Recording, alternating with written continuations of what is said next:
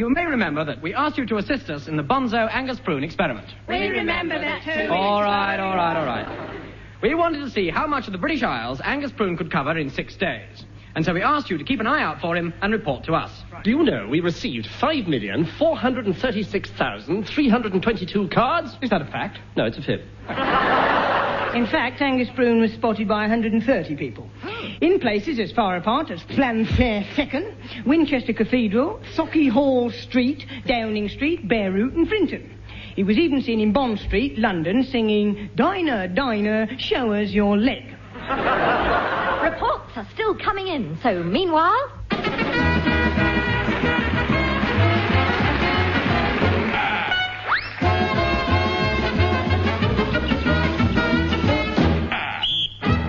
Yes, once again, the Angus Prune tune brings you the odd half hour with Tim Brooke Taylor, John Cleese, David Hatch, Joe Kendall and Bilotti.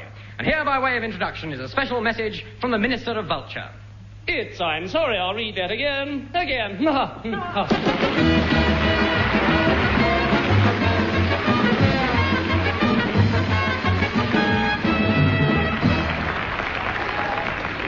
BBC television has found that audiences naturally warm towards the ordinary working man, with his irrepressible Cockney humour, his natural zest for life, and his filthy language. Well, television can do it. Why can't BBC Sound Radio cash in on the idea? We proudly present the first in a series of new comedy programmes. For Better or For Worse and Son.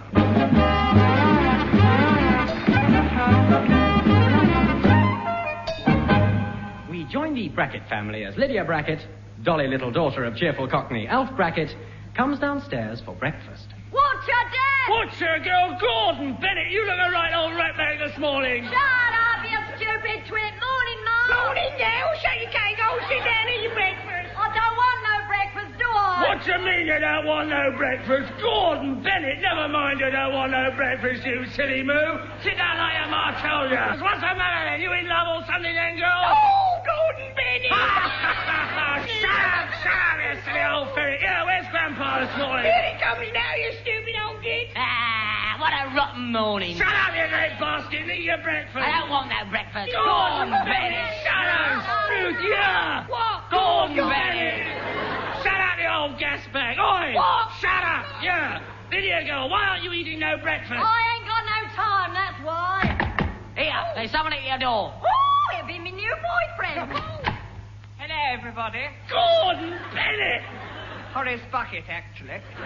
Who's this then? Robbing the boy wonder? Gordon Bennett. Oi, yeah, Gore Struth, blimey, yeah, oi. Pardon? Yeah, do you want this cup of tea then? Oh, yes, please. Righto then, here you are, mate. All over him, That's a good one. Threw it all over the little git. Gordon Bennett. Look, you've spilled tea all over my trousers. Oh, damnation. I'm not having any of that sort of filth in my house, you foul-mouthed little ratbag. Yeah. Gordon Bennett. Is that the time I got to be at the Old Bailey at 10? Gordon Bennett, not again. Yes, it's a blackmail case. Where's me wig?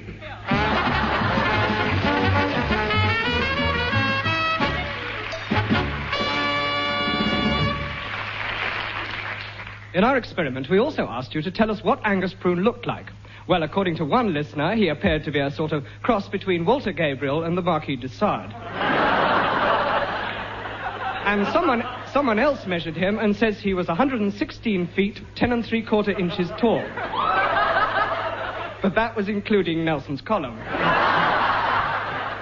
on which he was standing at the time.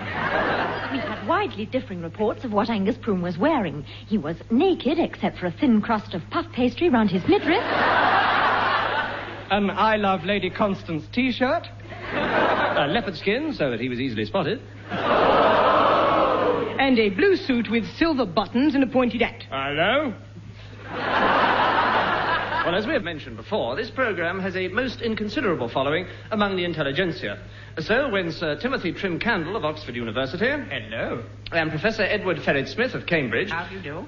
asked if they might make a return visit to our show, well, there was only one answer we could give them. But they came anyway. So, here they are with their latest piece. Hello, darling. Hello.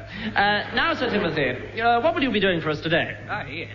Oh, well, we shall be doing a rather catchy little song. Very catchy. Very catchy, Teddy, yes. A little song. Very catchy indeed. Shut up, Teddy. Yes, I'll shut up. Yes, and what sort of song is this?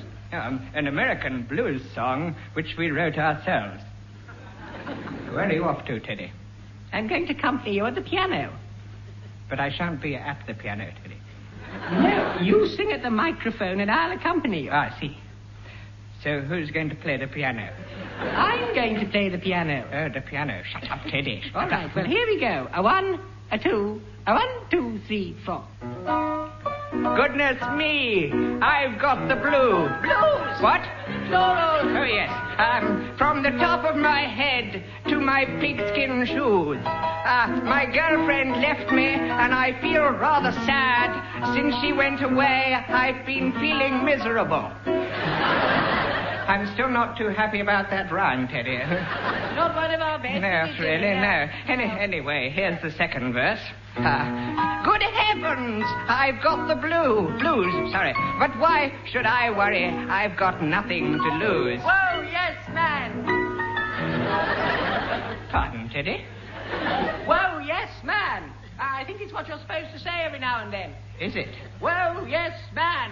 Yes, well, don't, Teddy. I've lost my drift now. Where was I? Nothing to lose. Nothing to lose, oh, yes. Whoa, yes, man. Do shut up, Teddy. Now, nothing to lose. I'm all alone and feeling pretty sad. Since my young lady went away, I've been feeling terrible. It's not much better, is it, Teddy? It's dreadful, Timmy. Let's get on to the good bit. That was the good bit, Teddy. So it was. Well, take it away, Timmy. Oh, yes, here we go. We can't spoon anymore under the moon anymore in the month of June anymore. Since she went away, I felt lonely all day. You can say, whoa, yes, man, if you want to, Teddy. Whoa, yes, man.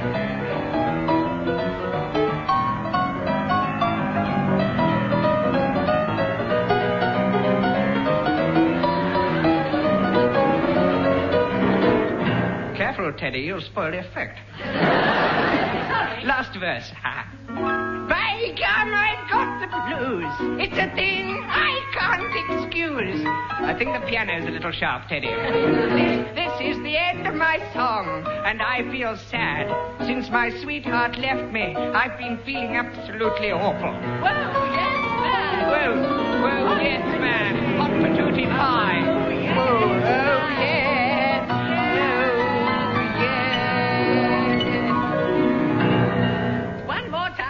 Perhaps not, Teddy.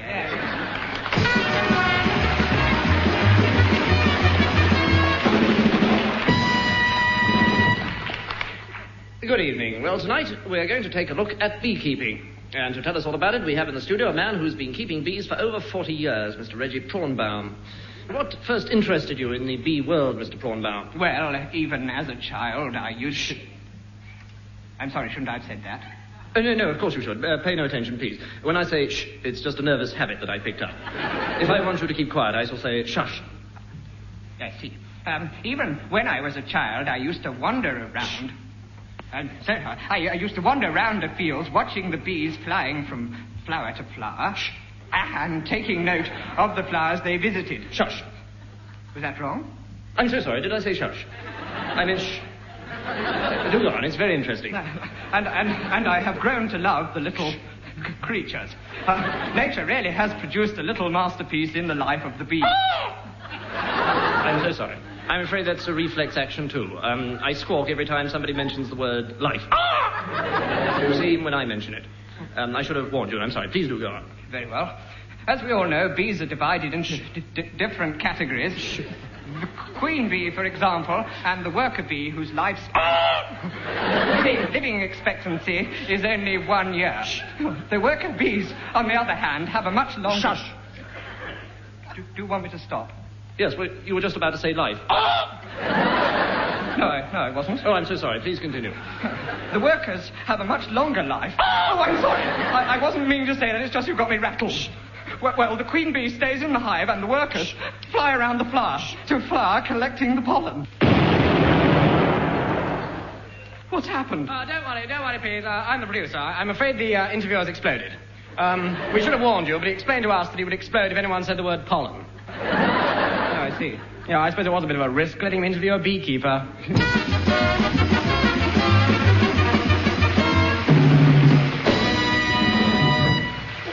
I have a postcard here which says that Angus Prune was seen sitting on an aardvark on Southampton docks waiting for the continent to come in. Well, this one says he was boarding a number 38A bus for Victoria, whom he loves very dearly. That's obviously Victoria Plum. And now from your favourite singer and mine, the melodious voice of our resident vocalist, the incomparable tones of that lovable laddie from Lancashire, William Edgar Oddie.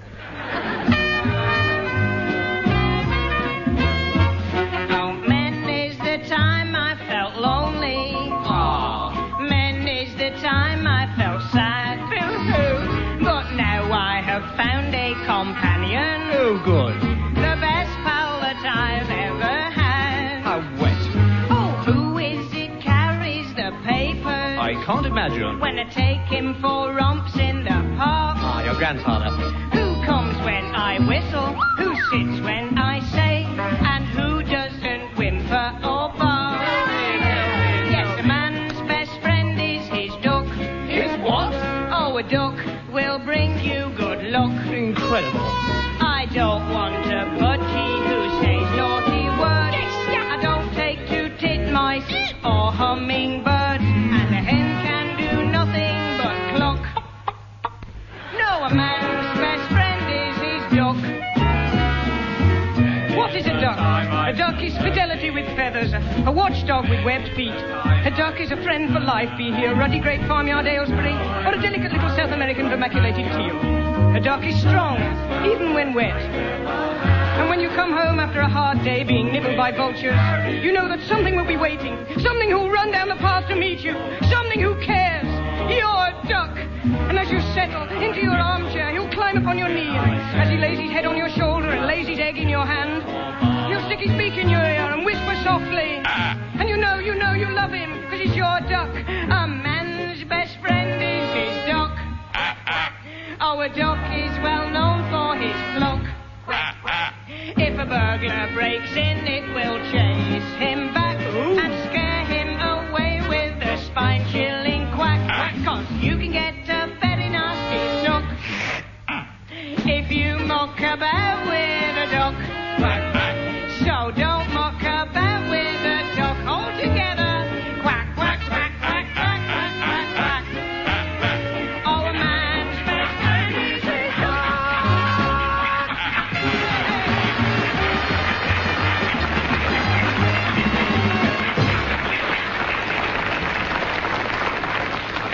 More news of the Angus Prune experiment. Well, we're extremely grateful for all the cards we received from those of you who spotted Angus Prune on his travels around the country. Yes, and all the information has been fed straight into the BBC computer vulture. In fact, you were all wrong, because Angus Prune stayed at home all week.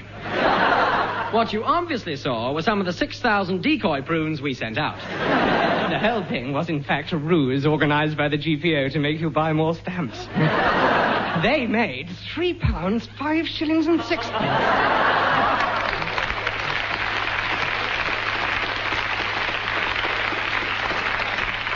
There's one final card I'd like to read you. It says, I wish to complain about your programme. So far this week, I had to buy 700 vultures to give away to people, and it's costing a fortune. Yours, etc., A. Prune. And now, the curse of the flying wombat.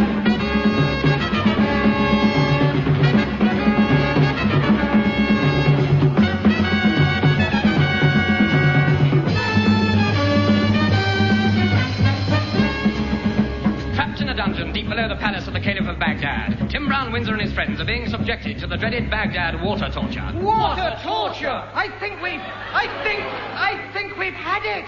Well, let's have it again. All right. Water torture! Thank you. Help! I'm too young to die. Oh, the water's up to my ankles. Now it's up to my knees. Now it's up to my waist. It's reached my neck. Rubbish scribbling. My feet aren't wet yet. You're standing on my head. Oh, Auntie, think of something. Not that. It's over my chin. I'm swallowing water.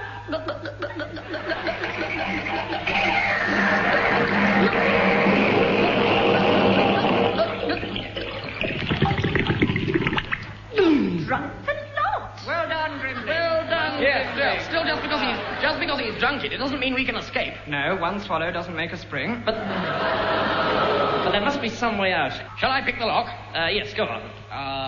That one. No. What we need is a hairpin.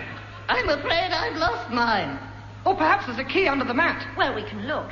Yes, there is something here. What is it? A hairpin. That'll be mine. I knew it must be somewhere. Now I can stop wearing this key in my hair. Now she tells us.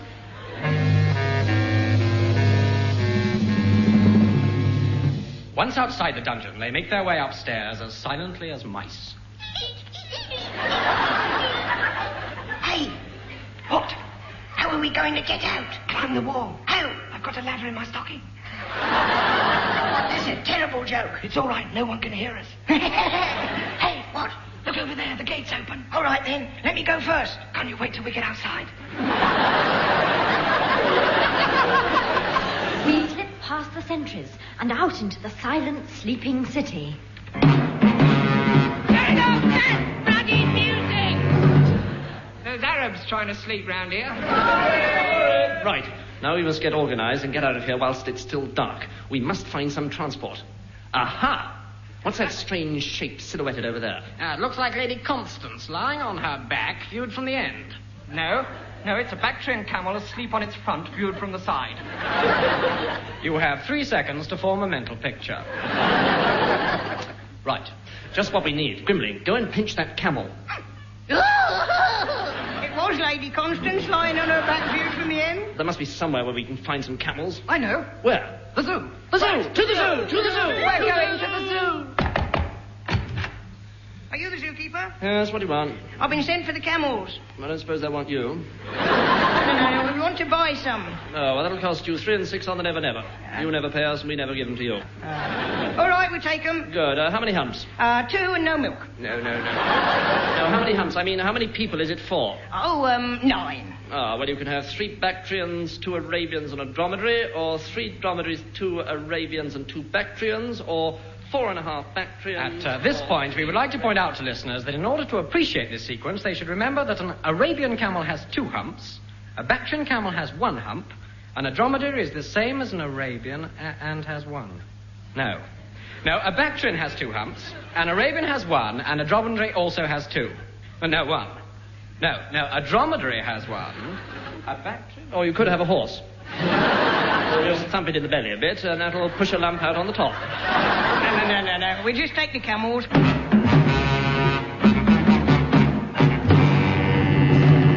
And so we rode off into the night. All around us, the air was still. The stars were twinkling, and overhead... The moon is beaming.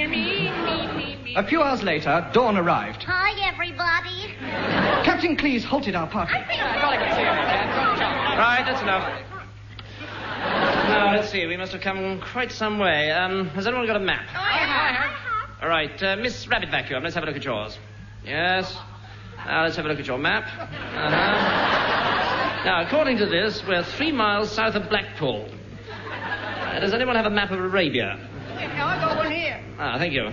Yes, now it's quite clear. What? We're lost. There was only one thing to do. There we were, stranded in the desert. All day long, the sun was beating. The flies were humming. And the vultures were swinging in the blue. Then Lady Constance let out a hideous scream. Oh, yeah, baby. She's raving. Come on out, you reckless boy. Let me run my sensual fingers through your horrible greasy hair. Kiss me. Ooh. She's got sunstroke. All right, who's been stroking Lady Constance? Captain, look. Now Grimbling's talking to himself. Who's a pretty Grimbling, then? The trousers are fine, so let's just try the jacket, shall we? My lady likes me to look pretty. Yes, it's a bit tight at the shoulders. Perhaps you could let the sleeves out a little. He's having a fit. Oh, it's no good. It's this wretched sun. It's affecting them all. Thank goodness I can resist it. It's the heat that gets them, you see. Nice getting nose bone, and the Colonel will look at Fiona Rabbit Vacuum. There's only one person here who's not affected. And that's me. You hear me? I'm quite normal. Then, just as we were all weakening, Weaken. Wimbling suddenly cheered us all. Hooray! And at about the same moment, the Colonel clapped his eyes on the horizon.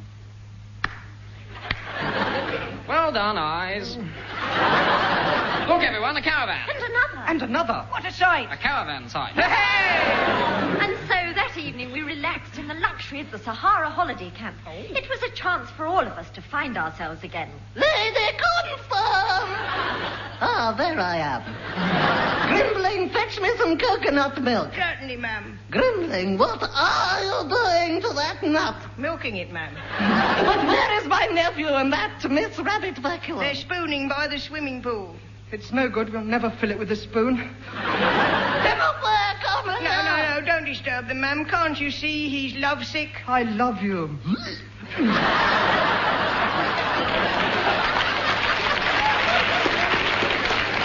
Oh, Timsy Wimsy, couldn't we be man and wife? Of course. Which do you want to be? Oh,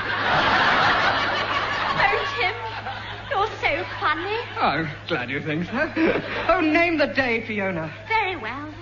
I name this day Fiona. Oh, let me hold you. Oh. Come into my arms. Oh! Shh, let me kiss your lips. No, behind. I beg your... Look, behind you, Oh. coming out of that clump of palm trees, a polar bear smoking a hubble-bubble pipe and wearing fawn trousers. That's not a real polar bear. It's somebody disguised as a polar bear. How do you know? It's wearing a false moustache. And listen, it sounds like one of the desert rats. Master Wilkins! Why are you disguised as a polar bear? So that no one will recognise me. Then why the false moustache? Well, in case anybody recognised the polar bear. Then why a polar bear wearing fawn trousers? Well, I'm hairy with the light brown jeans.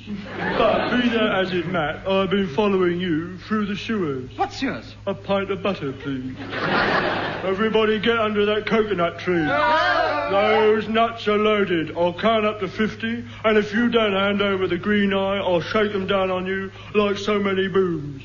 But surely you'll get blown up too. No. I mean, yes. Right, I'm starting. But we haven't got the green eye. 1, 2, 3, 4, thumb, 6, eek, nuns, ting, lube, third. How can they escape from the clutches of Masher Wilkins and his exploding coconuts? Will Captain Clean ever get the green eye of a little yellow dog? Will he know what to do with it when he gets it? I can tell him. Has the rhubarb tart man been down your street yet? If you see him, go up to him with a machine gun and answer a simple question to win £5. What's the question? How much do you want for that machine gun? £5.